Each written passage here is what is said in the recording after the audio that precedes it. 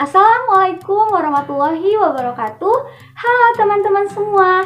Perkenalkan, nama saya Nining, NIM 05 dari Pendidikan Kimia 5A UIN Syarif Hidayatullah Jakarta.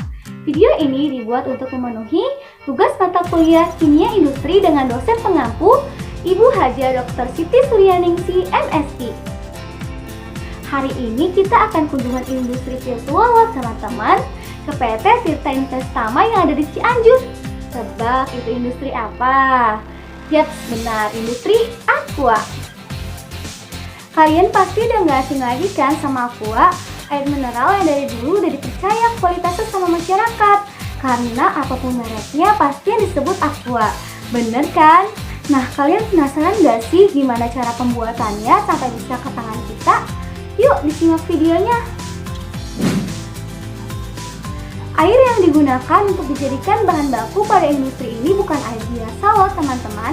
Dalam memilih sumber daya air, Aqua telah memenuhi 9 kriteria dan 5 tahapan seleksi yang melibatkan para ahli geologi untuk menentukan tempat sumber mata air dan geohidrologi untuk mengambil sampel dari tiap mata air yang kemudian dilakukan uji mutu terhadap air tersebut. Para ahli ini berasal dari universitas ternama dengan sedikitnya memerlukan 1 tahun untuk mempelajari karakteristik mata air tersebut loh teman-teman. Keren banget kan? Semua itu dilakukan pihak Aqua untuk menjamin sumber mata air penggunungan yang alami dan baik untuk kesehatan. Air yang diambil berbeda dengan air permukaan yang dimanfaatkan oleh masyarakat loh teman-teman. Jadi aman deh untuk kesehatan. Aqua juga mengaku saat ini telah memiliki 17 sumber mata air pegunungan yang ada di Indonesia loh. Nah, pasti teman-teman bertanya kan, bagaimana sih proses transportasi air sumber dari pegunungan bisa sampai ke pabrik? Nah, proses transportasi itu dilakukan melalui pipa stainless steel yang memenuhi persyaratan keamanan pangan. Untuk beberapa pabrik yang jauh dari sumber pengangkutan dilakukan dengan truk stainless steel yang didesain khusus sehingga mudah dibersihkan dan disanitasi. Selanjutnya nih yang ditunggu-tunggu, yuk kita ke proses pembuatannya. Proses pembuatan yang pertama yaitu proses pengolahan dan sterilisasi air. Pada proses ini dilakukan penyaringan secara berlapis untuk memastikan tidak adanya benda asing atau kandungan lain yang tidak diinginkan. Proses yang kedua, air aqua harus melalui sistem pengamanan pangan untuk menghilangkan mikroba patogen atau mikroba yang berbahaya, kemudian dikemas deh. Kemasan dalam air aqua ini bermacam-macam teman-teman, mulai dari botol plastik 300 ml, 450 ml, 600 ml, 750 ml, hingga 1500 ml. Dan ada juga kemasan gelas plastik 240 ml, dan terakhir adalah kemasan galon 19 liter. Kita udah bebas milih mana kemasan yang paling cocok dan sesuai dengan kebutuhan kita. Untuk pembuatan wadah-wadah ini, cara pembuatannya yaitu pihak pabrik akan menyiapkan bahan dasar berupa biji plastik. Biji plastik ini biasanya didapatkan dari berbagai tempat, mulai dari pabrik biji plastik hingga tempat daur ulang yang kebersihan olahannya udah dijamin. Setelah biji plastik ini dikumpul, maka biji plastik akan diubah menjadi semacam adonan berbentuk lempengan kecil yang nantinya akan diurutkan sesuai ukuran. Selanjutnya adonan plastik ini dipanaskan pada sebuah mesin cetak yang nantinya akan meniupnya menjadi botol plastik mengikuti ukuran dari cetakan. Begitupun dengan kemasan yang lainnya. Keempat, pengisian air kemasan. Pada proses ini, air akan dipompa dari tempat penampungan menuju jalur pengisian air dalam pabrik. Di proses ini, keterlibatan manusia hanya memastikan kalau saja mesin yang digunakan tidak mengalami error lewat sebuah monitor kecil loh yang terpasang pada mesin produksi. Pada tahapan inilah hidup dan mati bagi kualitas air kemasan dipertaruhkan. Hal ini dikarenakan mesin gak hanya bertugas untuk mengisi air, tapi juga ditugaskan untuk memilih-milih nih mana aja botol air yang tidak memenuhi standar, kayak misalkan kurang atau tutup botolnya miring. Dan tahap terakhir, pelabelan dan pengemasan. Botol-botol air yang sudah terisi dengan baik masuk pada tahap pelabelan dan pengemasan.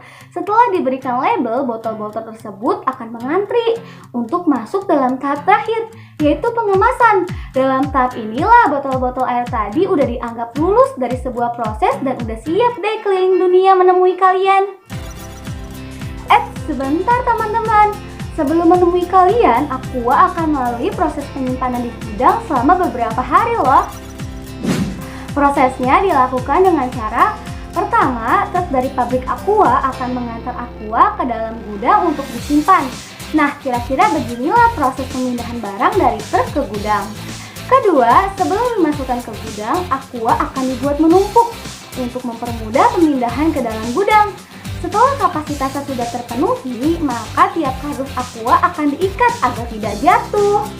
Yang ketiga, untuk mempermudah penarikan kotak Aqua ke dalam gudang, Aqua akan disusun kembali sesuai ukurannya.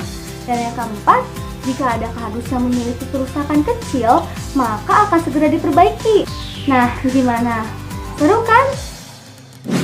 Kalian tahu nggak sih, limbah menjadi bagian yang tak terpisahkan loh dari industri apapun, sehingga upaya pengurangan limbah dan pengelolaan limbah perlu menjadi prioritas perusahaan. Yuk kita lihat bagaimana sih pengolahan limbah yang ada di PT Tirta Investama Cianjur. Seperti yang kita tahu ya, limbah yang dihasilkan pada produksi Aqua ini biasanya berupa limbah cair dan limbah padat berupa botol plastik. Pengolahan limbah cair yang dilakukan di PT Tirta Investama Cianjur dengan cara penetralan atau water wash treatment process. Proses ini menggunakan 8 parameter diantaranya pH, suhu, kekeruhan, konduktivitas, salinitas, TDS, warna, dan bau. Berdasarkan hasil pengukuran yang ada, perusahaan sudah menerapkan proses penetralan limbah cair dengan baik dan limbah yang dibuang ke lingkungan sudah aman loh berdasarkan dengan pH, suhu, dan kekeruhan. Sedangkan pengolahan limbah padat berupa botol plastik, PT Tirta Investama Cianjur telah meluncurkan hashtag bijak berplastik dengan cara kampanye kepada masyarakat untuk melakukan pengumpulan botol plastik untuk didaur ulang, mengedukasi masyarakat, dan membuat inovasi terhadap limbah botol Aqua yang ada, seperti dijadikan bahan-bahan kreasi yang nantinya dapat dijual kembali. Kemudian membangun recycling business unit yang merupakan model bisnis sosial daur ulang untuk mengolah sampah botol plastik menjadi cacahan plastik yang biasa dimanfaatkan sebagai bahan baku produk daur ulang. Di sini sampah botol plastik bekas jenis polyethylene terephthalate atau PET dikumpulkan, disortir, dicacah, dan dicuci menjadi flakes. Dan cara terakhir, perusahaan sudah menerapkan produksi Aqualife, botol plastik daur ulang yang ramah lingkungan yang kemasannya 100% dari bahan daur ulang dan dapat didaur ulang loh. Produk seperti ini merupakan yang pertama kali diluncurkan di Indonesia. Keren banget ya teman-teman. Selanjutnya, yuk kita ke manajemen K3 yang terdapat di dalam pabrik Aqua. Oh iya, kalian tahu nggak sih, dalam Aqua sangat memperhatikan aspek K3 para karyawannya loh.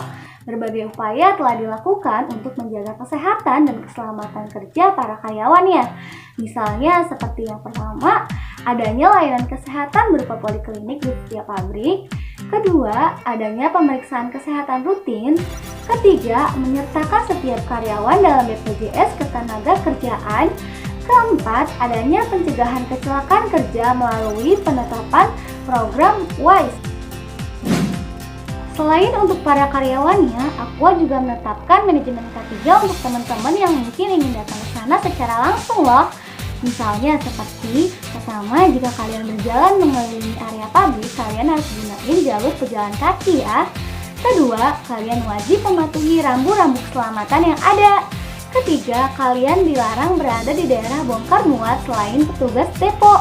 Keempat, jika kalian ingin mengelilingi area berbahaya, wajib menggunakan rompi dan sepatu safety-nya ya. Kelima, gunakan ruang tunggu jika kalian ingin merokok dan menunggu. Keenam, jika ingin naik turun tangga, kalian wajib berpegangan ya. Ketujuh, jika nantinya terjadi kondisi darurat, pastikan kalian berjalan cepat menuju area evakuasi dengan mengikuti rambu jalur evakuasi. Dan yang terakhir, karena kebersihan sebagian dari keimanan ya, jangan lupa untuk selalu jaga kebersihan dan keindahan ya teman-teman. Gimana nih teman-teman kunjungan industri virtual kita kali ini? Makin gak sabar kan buat kunjungan industri secara langsung? Yuk next time kita bareng-bareng ke PT Tirta Investama yang ada di Cianjur. Mungkin itu saja yang dapat saya sampaikan. Kurang lebihnya mohon maaf. Wassalamualaikum warahmatullahi wabarakatuh. See you next time teman-teman.